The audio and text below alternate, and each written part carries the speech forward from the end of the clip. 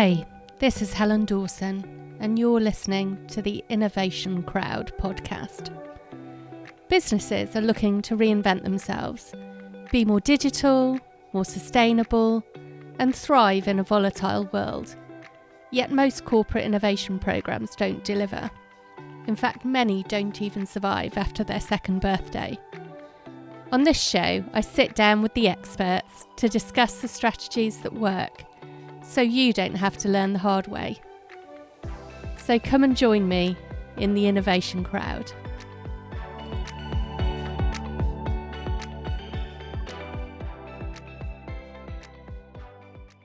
Welcome back to the Innovation Crowd. Today we're talking corporate venture building, and my guests, I have two guests today, are Dan and Rebecca from RapidWorks. So guys, why don't you introduce yourself and tell us a little bit about RapidWorks, who you are and what you do. Great. So I'm Rebecca. I'm a co-founding partner with Dan. We are RapidWorks. We're, as you said, corporate venture / innovation consulting company working with businesses who are really interested in innovation, try new things differently, solving problems. Yeah, Dan? Yeah, so we used to be an innovation team at a big telco, exploring new opportunities in that company in areas adjacent to telecommunications, and specifically opportunities where that company had an unfair advantage, so either data or assets capable of producing data. And it was a brilliant team of young, innovative, neurodivergent brains all working on very customer-centric, data-driven validations of all sorts of different opportunities in a very busy funnel. And we were working on things to do with energy and prisons and insurance and carbon, financial fraud, and all sorts of different things. And then we were also building out a consulting offering for internal clients and external clients. And then in March this year, we left that company and set up as an independent consultancy. So that's what we're doing now, working with corporates and accelerators to help them do brilliant innovation.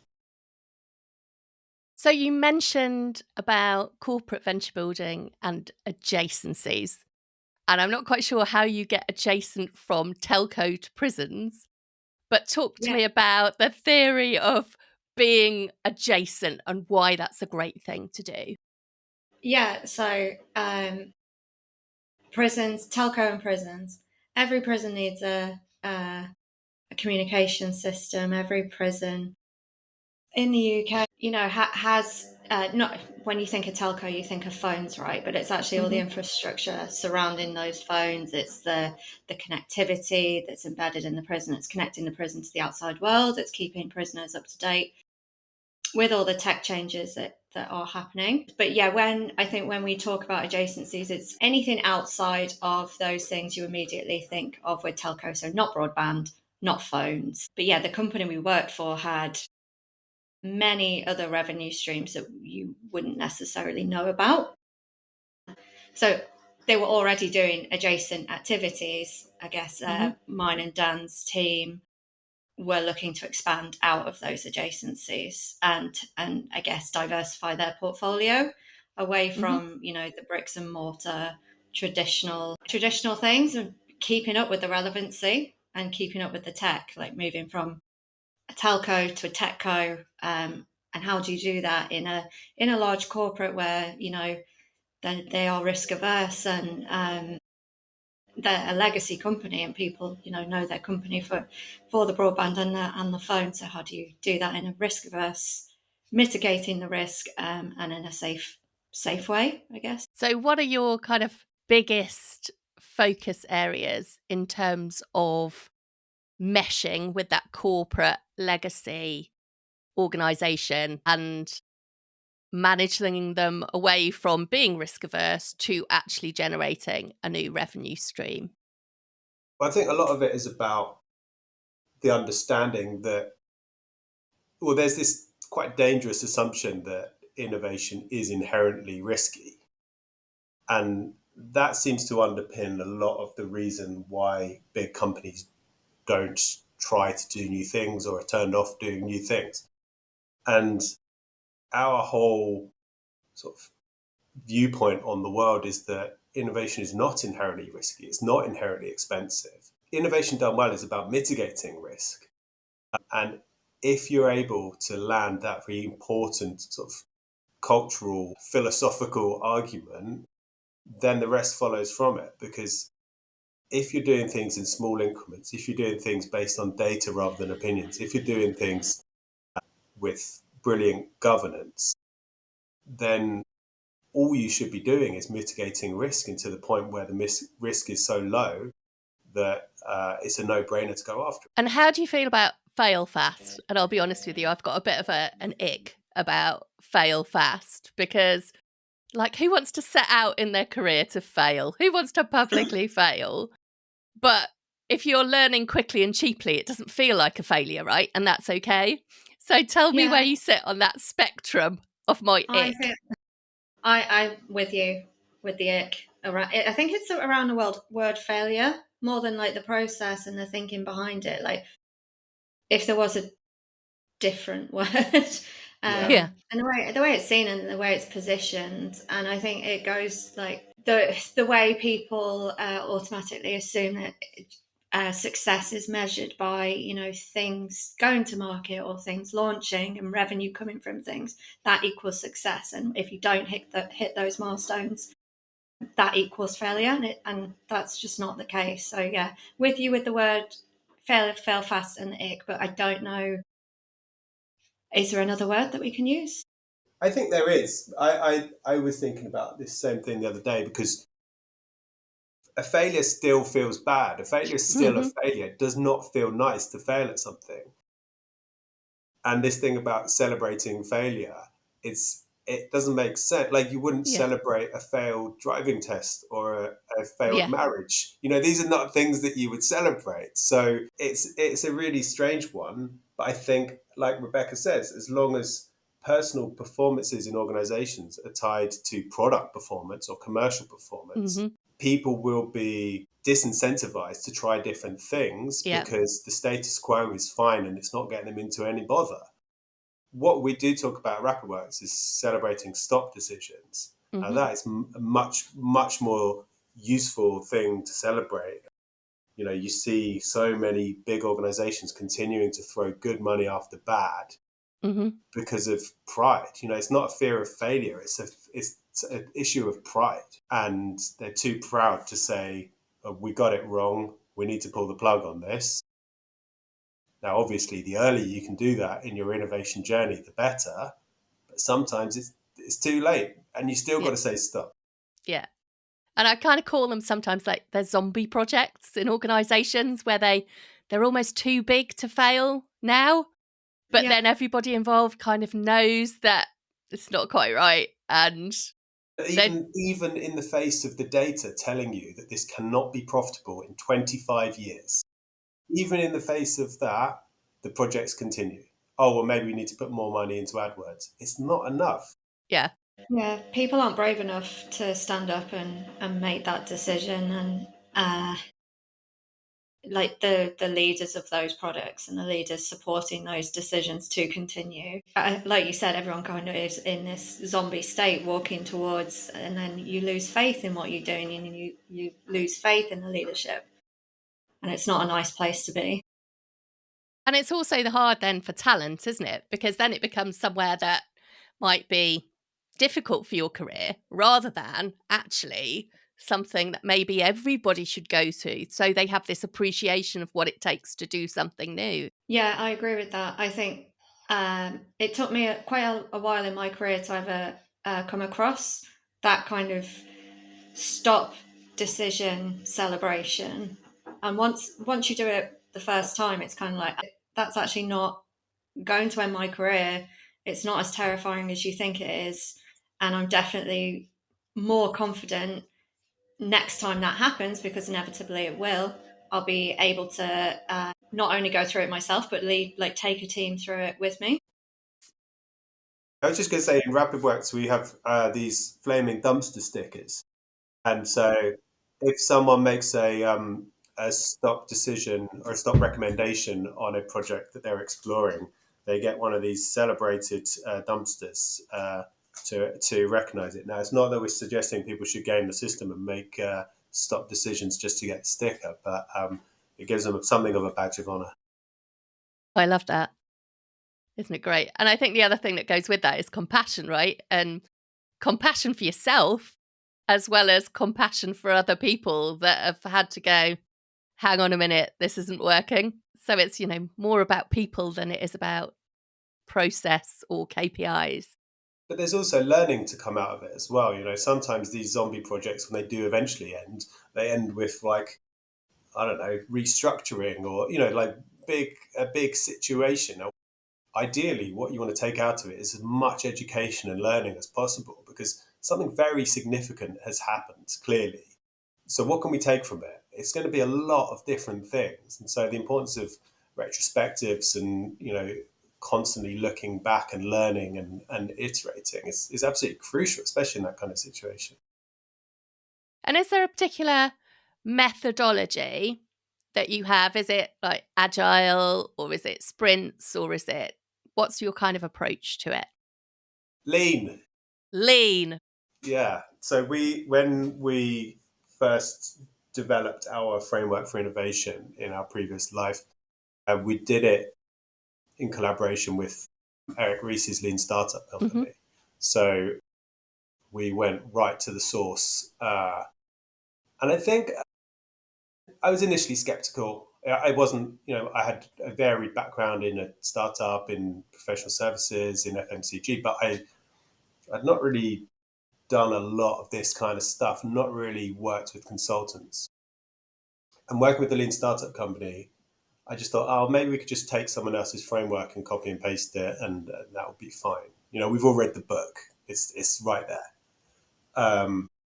But it wasn't that at all. It really was a case of working on it all day, every day, being coached, having all the good stuff squeezed out of my brain and onto the page, and refining and refining and refining. And then it continued to develop and grow as we built the team, because this is a living thing that needs to grow over time and develop, and every time you learn something new, it feeds back into the playbook. But yeah, it's like the simple answer is it's a framework of common sense, risk mitigation, obsessing about the customer, and figuring out the tech a little bit later on. And other frameworks also feed into it as well. It's not just one thing. Like, we read books, we get different experiences, we learn from other people, and we're like, we like that bit. Let's try and incorporate that in. Let's see how that works. Okay, we hated that bit, scrap it. Yeah, it's kind of like a mismatch of loads of different things that we know they're working well, and we hope they will continue to work well. So, for example, radical candor is really important, especially when you're in the business of questioning other people's assumptions. I recommended that book to someone last week, actually. Yeah. It's absolutely brilliant. Radical focus, which is all about OKRs and using them to create accountability and focus and prioritization of pace. That's absolutely massive. We use playing to win as well when we're helping teams create sort of more overarching strategic alignment. So yeah, we're free to cherry pick and find the things that inspire us and inspire our clients. So you wrote a LinkedIn post that said, I'm going to read it out now, corporate innovation gets a pretty bad rap and it probably deserves it. So talk to me a little bit about that, because I think it's very apt. Well, Rebecca would probably despair because I make all these hyperbolic LinkedIn posts and then have to sort of back them up in my professional work. But I think corporate innovation is generally quite terrible, and so we already talked about this sort of risk aversion, mm-hmm. or the assumption that innovation is inherently risky. It's also seen to be expensive, which I don't think is true at all. It can be, but done well, it's not. There's the curse of the hippo, the highest paid person's opinion, which is the scourge of all corporate innovation. So that's a problem. I think you get these sort of innovation hubs popping up where it's all innovation theatre and no actual outcome. So a lot of table football and not a lot of measurable outcomes. There's an assumption that there's going to be immediate revenue, which is completely bananas. But then there's very often no other way of measuring progress and impact in the absence of revenue. So something that we work on a lot with clients is innovation accounting. What are the other non-revenue based metrics that you can learn, that you can use to demonstrate that you're doing good stuff? They're tied to that. There is this idea that innovation teams are a cost center. When they're not delivering revenue, they're a cost center. And so, you will hear about it all the time, innovation teams in big companies that get shut down when the times are tough. I mean, that's the exact opposite. It's completely counterintuitive. When the times are tough, you're going to need something in a year. When everyone's bought their broadband and their mobile telephone, then what?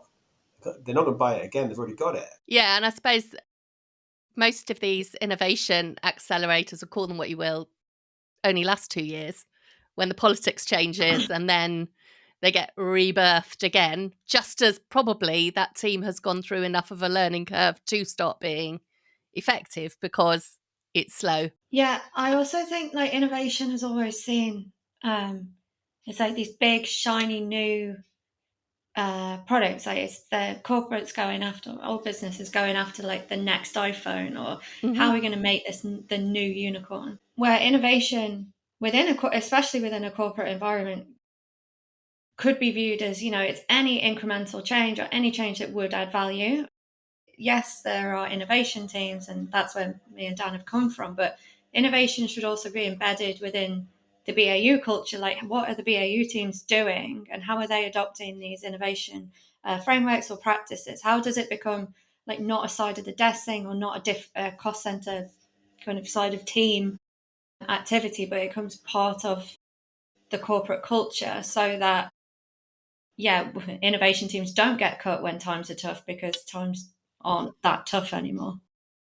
Don't know if that's unrealistic. Innovation hubs give this suggestion that innovation can only happen in one physical place behind closed doors by one specialist team. And this creates a silo and exclusivity.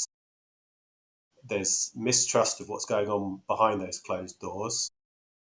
And there's an assumption that that's for that team. They do the innovation, we carry on with BAU, which is not helpful at all. The best innovation surely is the innovation that gets done out in the open, transparently. Otherwise, you're just marking your own homework, and there's a very short shelf life on it. Well, I always say the best innovation idea is the one that actually gets implemented, right? Yeah. There's too much worrying about who's got the best idea, and actually that's not the measure, is it? Have you implemented it? Have you done anything with it? Have you scaled? Yeah, it should be built hand in hand with the people on the ground, and not kind of, we've built this shiny new thing. Here you go, throw it into the wild, and it's, organ rejection, because they haven't had anything to do with it. And it's basically not fit for purpose, because it hasn't been built with their actual customers' use in mind. There's 100 more reasons, if you want, Ellen, about why corporate innovation is terrible. People go after a small handful of very, very big bets. A venture capitalist wouldn't just go after 3 quite wild opportunities. They go for 100 balanced opportunities. And these teams can work without any kind of governance, without any kind of rigor, with a lot of egos knocking around. People don't talk to customers. And that's probably the biggest problem. And that's not just about corporate innovation. That's anywhere you look with an entrepreneurial sort of mindset, is people forget to talk to their customers. It's just the biggest area of risk. Something like 90% of startups fail. And of those, 80% of them are because there was no market problem to solve. Well, you could have found that much earlier by asking. Yeah. It's funny, this fear of customers, because one of the big advantages of being a corporate is that you already have lots of customers. It's a myth. And yet there's this fear of talking to them, which is so strange, right? Because that's your advantage. Disagree. It's a myth. Yeah, just on that point, the red tape and the kind of processes and the costs involved with talking to your customer at a corporate.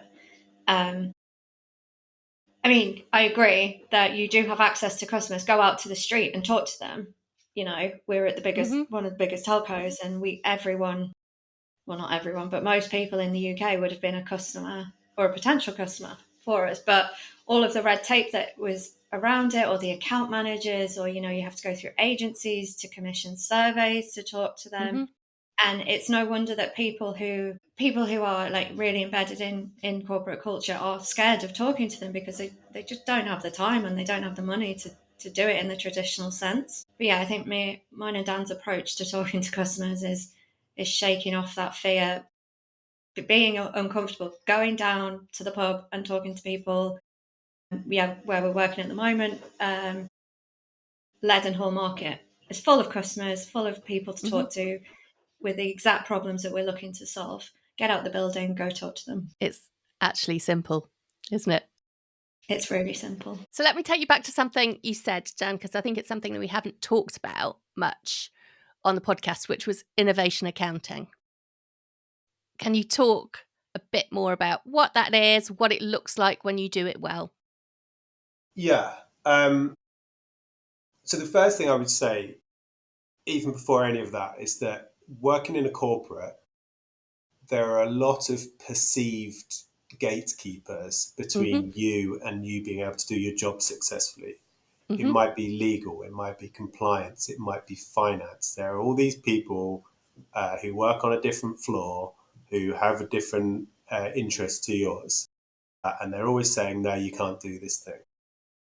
And one of the most important things that we have done for ourselves and for clients and teams in different organizations is helping them realize that these are just people like you.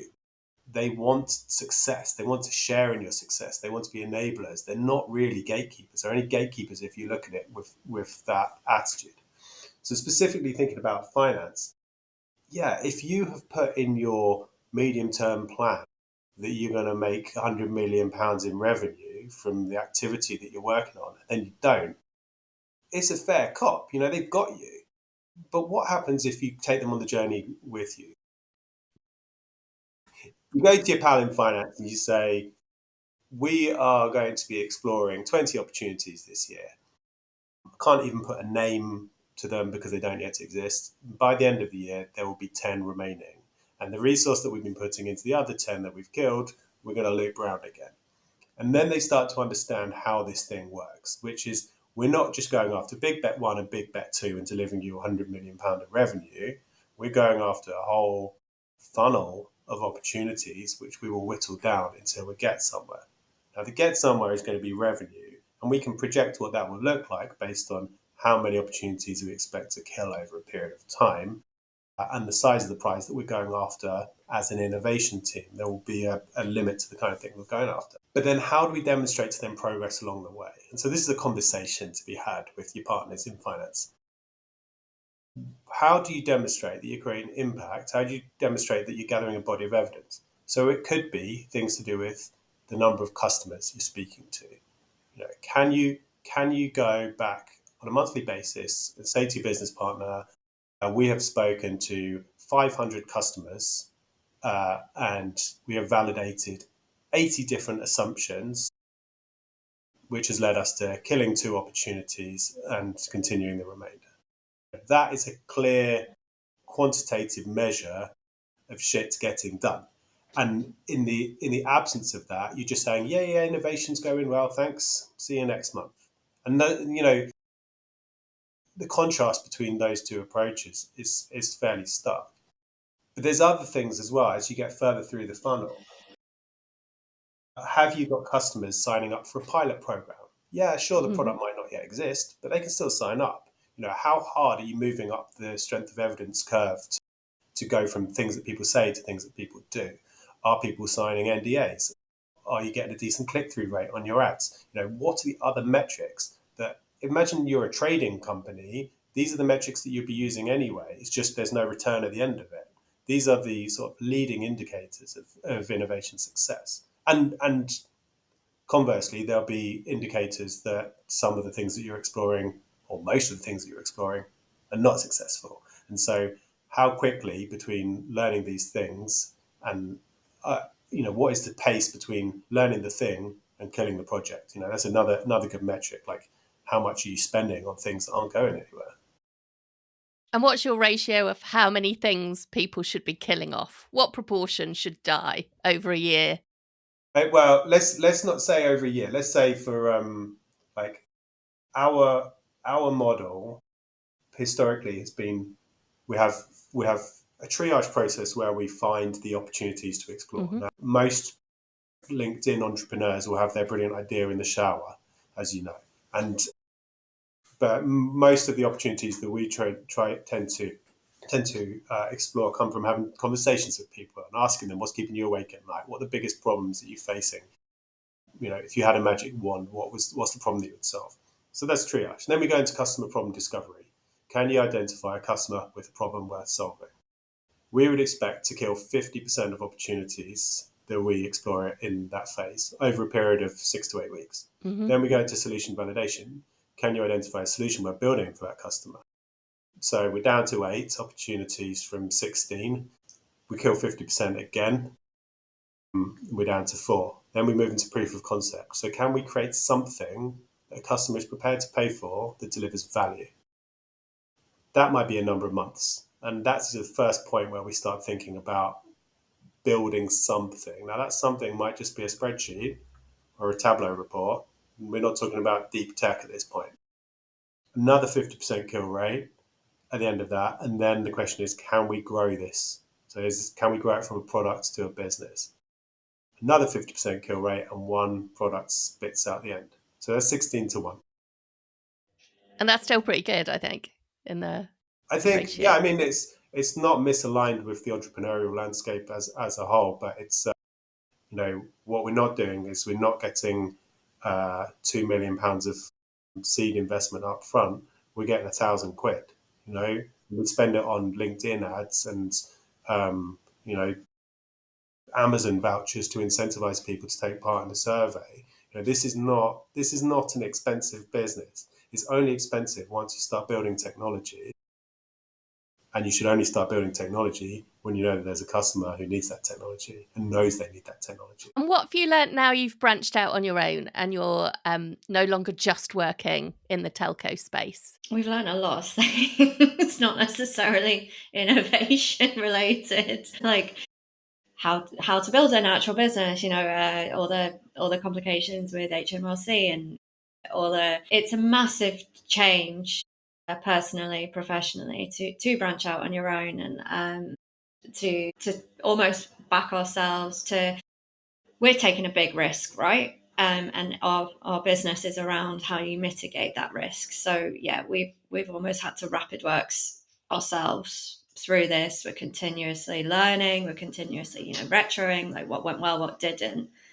In terms of other industries, it's quite nice being able to a point self-select who we work with and what industries we work with. We've found that the people who are interested in what we're doing, who we are having those kind of easy conversations with, are already kind of on that journey. So we don't have to do the legwork in getting them there. There's an excitement behind that relationship. There's all the great things that I think we used to get in the corporate environment. Exaggerated. The highs are higher, the lows are lower. But yeah, self-selecting, choosing our clients, seeing the light bulb moments of people as well. When a concept lands with them and they're like, oh yeah, okay, everything's starting to add up. I don't know about you, Dan. One thing I've learned is that every organization is exactly the same. Like the problems are exactly the same. We've worked with in the public sector since we've been doing this. We've worked in insurance, in legal, in beauty, like all all companies have exactly the same problems. They tend to overstate the complexity of their own industry and the nature of their problems, but they're the same problems. And most of them come down to culture. Mm-hmm. The stuff that we do is common sense, it's straightforward. It's the same, we design experiments the same way we designed them when we were in primary school. It's literally, this is easy stuff in principle, but it's incredibly difficult to get the cultural change, to empower teams, to embed innovation, to have executive sponsorship, to have people free to do the innovation that they need to do without the fear of the repercussions that it might have. That is the complicated bit. Mm-hmm. That is the kind of thing that keeps me getting out of bed, because there is such a huge opportunity to shape teams and shape behaviors. And that's much more exciting than saying, well, this is what a funnel looks like. Yeah. And it's interesting, isn't it? I think that chimes with me that, actually these companies have the same problems, but they do often say, well, the thing is, it's really difficult here because of X, Y, Z. And it's, it consistently observe, actually, you're not alone. You're not alone in your organization. Many organizations are like that. People feel like that. And I think, it's nice when clients meet each other, isn't it? Because then they can actually realize that they're not lone warriors struggling with these things. They're just sort of the nature of size, I guess. Yeah.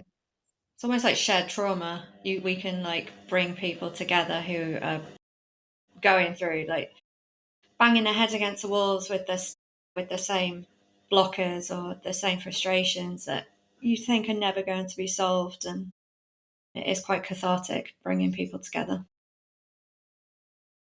So let me ask you the question that I ask everybody on the podcast, which is, what's one lesson you learnt the hard way that you wish someone had just tapped you on the shoulder earlier in your career and just told you the answer?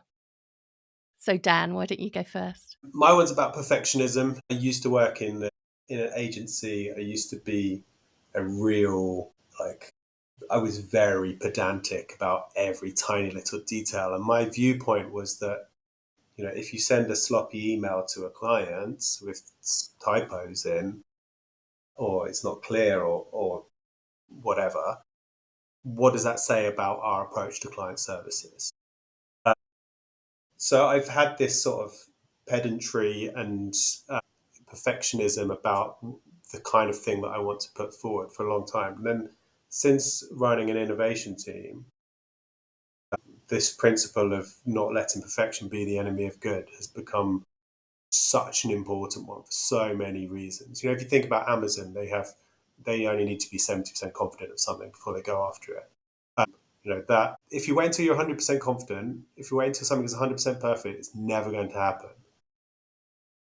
So being on that journey, and also a really, really important part of it, and this is from a sort of cultural perspective, is that while that was going on, I was probably, I was throttling the brilliance of neurodivergent people in my team.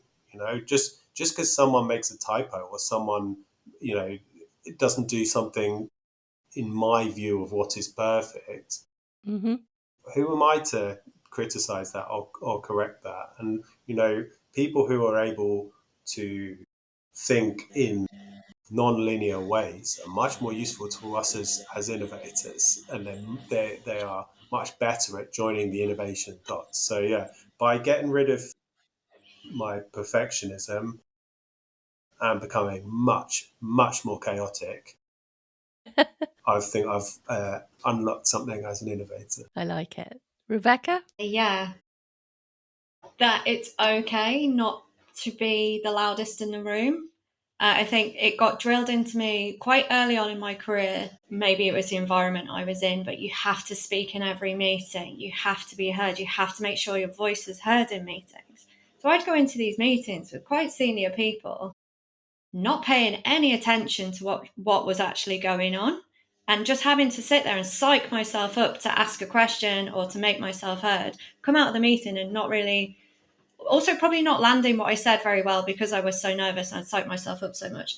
also not being able to contribute at all to the meeting. So yeah, I think the way extrovertness and confidence and is traditionally like trained. So in training exercises, everyone has to get up and speak about themselves and say, 3 fun facts, all the kind of traditional ways we're taught what success looks like is around extrovert and confidence and in that traditional way.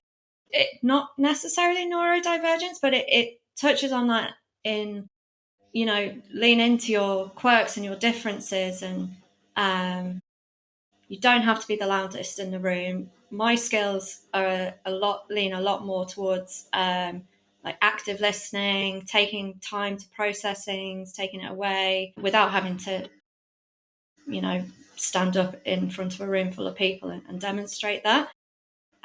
So yeah, I think it's okay to be a bit introverted. Would have been nice to hear way back when. Luckily now working with Dan,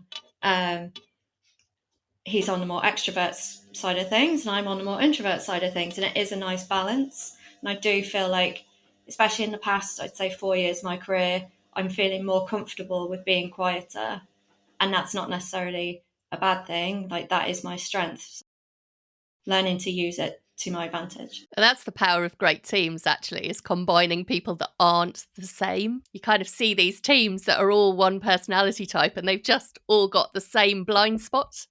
So yeah, it is nice to have that mixture. It's funny you say that, actually, because I think while me and Dan have quite different personalities and the way we communicate, the way our brains work is quite similar, and we often tend to have the same thoughts around the same kind of thing. So we're constantly being like, oh, we need to get someone else in here to check it. We're going down one way, and blind spots. Yeah, we're all better. We all have those people in our lives that we talk to that make us think better and make us see things we've missed. Which is why it's so lovely having people like you on my podcast, because I learn as much as hopefully anyone listening does. Well, thank you so much, Team RapidWorks. I've loved having a chat with you. Thanks for having us. Yeah, thank you so much.